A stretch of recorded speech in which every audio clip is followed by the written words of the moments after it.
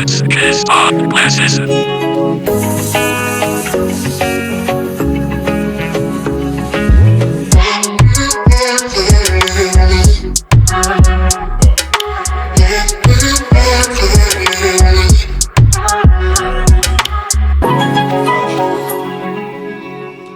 What's up, everybody? Hi, welcome to another amazing episode of the Gist on Glasses podcast.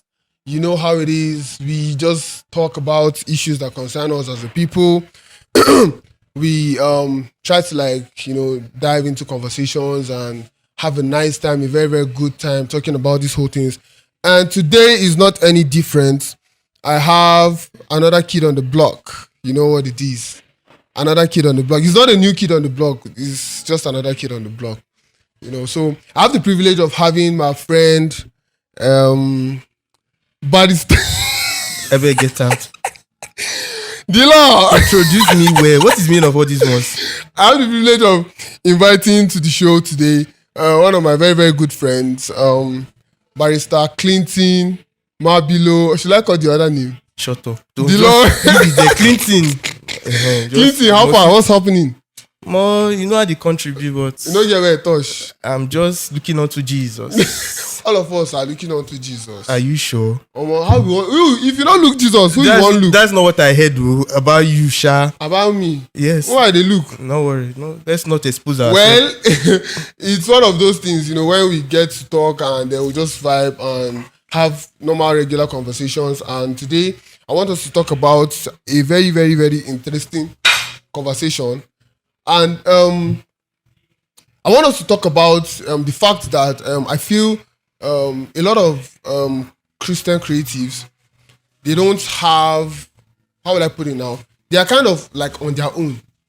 Yeah? Okay, what do you mean by that? Because there's a lot of contextual issues like surrounding that. Like, what do you mean by they are on their own? It's more like there's nobody coming to save you. If you're a Christian creative, yeah, like maybe you're an artist, you are a rapper, you are a singer. It's more like there's no record label coming for you. One, there's no agency coming for you. It's more like you're on your own. It's either you are able to find a way around find a way to create your own opportunities for yourself. What kind of expectations are you like I don't know. Are you like saying that the church should what exactly are you saying? In a way, okay, I feel like okay, for instance now, if for people who are secular artists, Okay. you know that okay, if I'm doing my thing, I'm just in one corner minding my business, you know, I'm doing my thing. There's this feeling at the back of your head that okay, and Don Jazzy is going to find me someday. Okay. And Olamide is going to find me someday. One big record executive is going to come for you.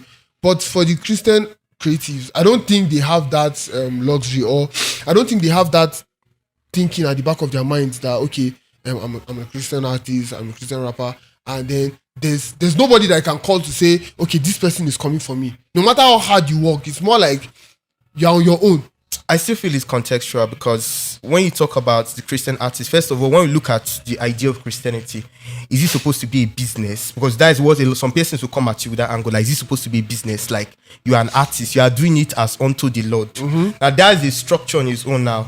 So we can also look at individual churches that offer such platforms now. So there's always the contextual issue surrounding that thing. Now, some persons will tell you it's not a business. That's being a Christian artist, you are doing it unto the Lord. You are not doing it for business purposes. So that's one issue you also have to look at again. And that is why maybe some churches don't really offer the kind of support I think you are getting at for artists, for instance, because they will tell you are doing it unto the Lord.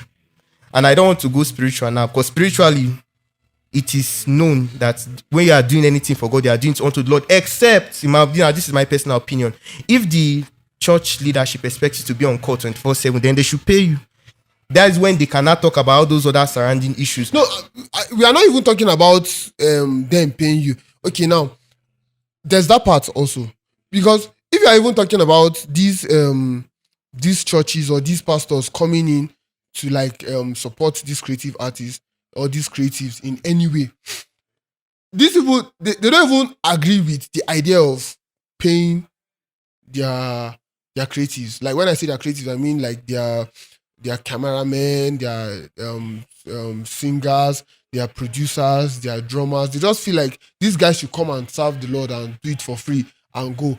To a large extent, it's not so much of a big deal. It's not, if that is what you believe, But then I feel like there's a level of finesse, there's a level of excellence that you may not be able to get if the person's mind is not focused on the job 24/7. Because apart from Nigeria, we don't usually have these conversations. I feel like, okay, back a few years ago, we had these guys. My church did a concert. So I want to know now, what exactly are you saying now? Like, okay, yes, we agree, Christian creatives are alone. Yes. So are you saying that, what kind of support are you envisaging? So let me understand. Okay, now, what are you envisaging for Christian artists? I believe what we do as a people, it's for the kingdom. We should understand that we are working together as a team.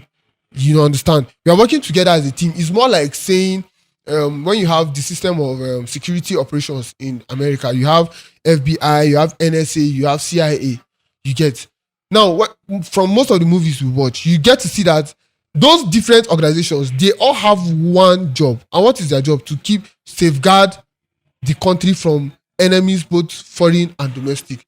Now, it's going to be weird when you see the two security agencies fighting themselves over information. Now, we see that in movies sometimes. When FBI or CIA is unwilling to grant FBI access to certain information. Now, they belong to the same circle. They have the same job. Now, I feel like as creatives that we are, or as creatives generally, Christian creatives, we should be able to work with ourselves. Because why? We are working as a team with the church. Because whatever we do as Christian creatives has a way of having a ripple effect in the actual work that the church is called to do, and which is to spread the gospel. So you are talking about collaboration. Either whatever they want to call it, either collaboration, like a form of coming togetherness. But what's to say that they are not doing that right now? Because you are saying this thing now, but I've not really heard what's to say that they are not doing all of this right now? Because there's nothing on ground. What do we have? Apart from, I would say, to be honest, apart from, I would say, Christ Embassy that is doing a lot. I feel like in Nigeria right now, or in the world generally, Christ Embassy is the only church that has a system that caters for the needs of creatives, artists, producers. Apart from them, I don't think there's any other person that is doing anything that is close to what these guys are doing. The person that you know of. Because I feel Christ Embassy, yes, it's a church that does a lot of all of those things, but it's still like one isolated incident. Because what makes you feel that there are no mentoring programs happening? And you know that if you are not going to compare Christianity with secular artistry, you will go to a church now and you hear something like they would expect you to serve. Somebody will serve for 20 years. I'm not going to go into the details of ministerial calling and all of those things, because really I'm not really into all of that. But they'll tell you they are serving. And we don't know what those things that are happening, because you cannot tell somebody else what is going on in their bedroom. Christ Embassy is because maybe they've published it and you've seen it, the ripple effect, and how determined or how put it, how intentional the structures are. So I don't think you can just say that Christian creatives are alone. And even when you talk about that now, when you talk about creating these platforms now, for me, I still feel it's a two-pronged thing. If you are going to be a Christian creative doing it for a church and they expect you to be there for them 24/7, then they are supposed to pay you. They are supposed to give you all of those platforms. But if you know you have other things, you have a vision of how your career, meaning now if you are doing that for the church, meaning they should be the ones to direct your career, from your management, your lyrics, where you should go and where you shouldn't go. But if you know you want to be famous and rich, because when we talk about these things, we fail to recognize intent. People have intentions. So some persons have you heard people say that the church used me after 10 years? Yeah, they do that. I feel like they do that. Okay, now, but if you look at those same people that said the church used me after 10 years, have you seen that how polished they are as people in terms of their art, their work ethic? Now, nobody paid the church for those things. Do that. Nobody paid the church for all this. So whether the church used them, but look at that means if I would say they too use the church. Everybody used them now, because their work ethic, the kind of work ethics some of these churches give these people after they leave. I'm like, talking about this whole thing. To be very, very honest with you, when I moved to Jos, I started attending a certain church, and yes, of course, you could tell that there was the skill. you could tell that there was the ability, you know. But after 5 years, I was not the same person, to be very, very honest with you, because the kind of work, the kind of tenacity I was able to learn, you get, the kind of tenacity I was able to learn, the kind of excellence I was able to add to what I was doing before, it was not the same anymore. But now what we are talking about is the fact that there's also a video that was that I saw it on Instagram, and I spoke about it to one of my pastors in church, and we just talked about it. And the video is basically saying that that the church is the incubator for every excellent creative work you see out there. Majority of music producers, movie producers, artists, drummers, all of them, they start up from the church. Why is it that they all start from the church but they don't end up in the church? That's what I'm talking about, because we have a system that incubates these people, and when they are ready to like launch into the world, you don't see them doing what they were doing before. Do you understand? Okay. For instance, now I think it was like 2 or 3 weeks ago we had Pastor Oche. Okay. We had Pastor Oche, and then we were talking about the role of the church in community development.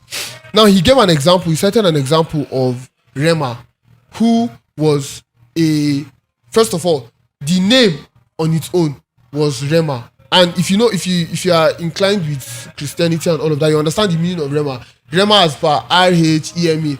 And then they did a gospel competition. He won the competition, but it doesn't stop there. It doesn't end there. That's like the beginning of the process. Do you get? From there, you now need to like have a system, have operations, have managers, because I feel like it's also another way of generating and creating revenue in itself. But then there was I want to interrupt you. Now, does that mean that those people who maybe started at the church, they are still going to church, but they decided that okay, a lot of them don't go to church? Let's be very, very honest. How do you know a lot of them don't go to church? I'm not saying that. Now you are generalizing. A lot of them, Baba. How do you know a lot of them don't go to church? You've not answered that question. Some of them we are close to them. We get to see them, and we know that they don't go to church anymore, because there's even a video of what's this guy's name? But you know this guy that sang so what's that his name? Omale. And if you see from what he was saying, you just know that he has drifted. He has drifted apart. By whose standards? By